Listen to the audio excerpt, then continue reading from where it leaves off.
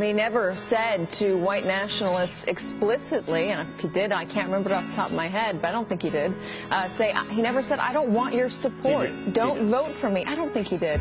I was there every day. How do you feel about the recent endorsement from David Duke? I didn't even know he endorsed me. David Duke endorsed me? Okay. All right. I disavow, okay? What he didn't do is say that he was not going to accept the support of any of these fringe groups. I totally disavow the Ku Klux Klan. I totally disavow David Duke. I've been doing it now for 2 weeks. You're probably about the 18th person that's asked me the question. David Duke is a bad person who I disavowed on numerous occasions over the years. I've rejected David Duke. I've rejected the KKK, the Ku Klux Klan.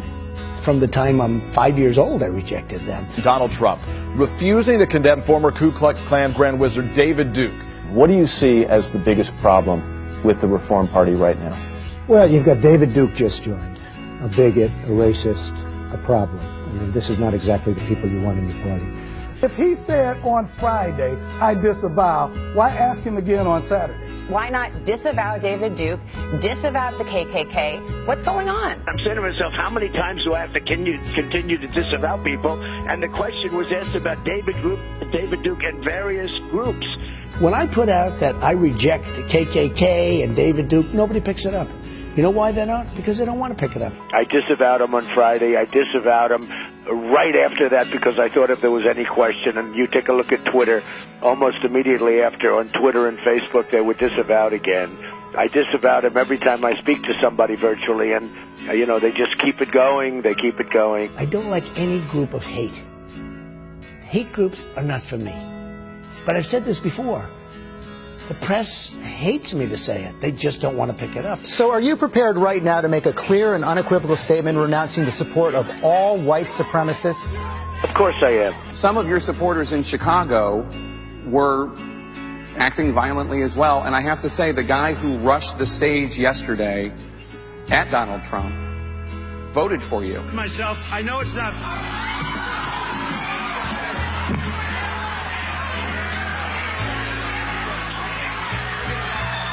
If I have to take responsibility for everybody who voted for me, it will be a very difficult life. We're closely following the terrible events unfolding in Charlottesville, Virginia.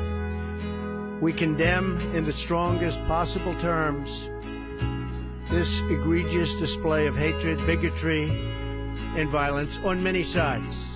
On many sides. It's been going on for a long time in our country. Not Donald Trump, not Barack Obama. It's been going on for a long, long time.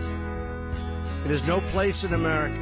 What is vital now is a swift restoration of law and order and the protection of innocent lives.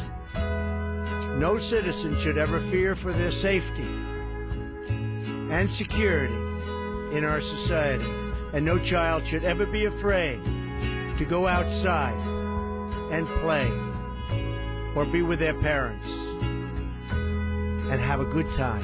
How can you trust anybody who reads from a teleprompter? I found it notable that he had to read pretty carefully these scripted words, and that this was not something that he could speak extemporaneously about, that he could speak from the heart about.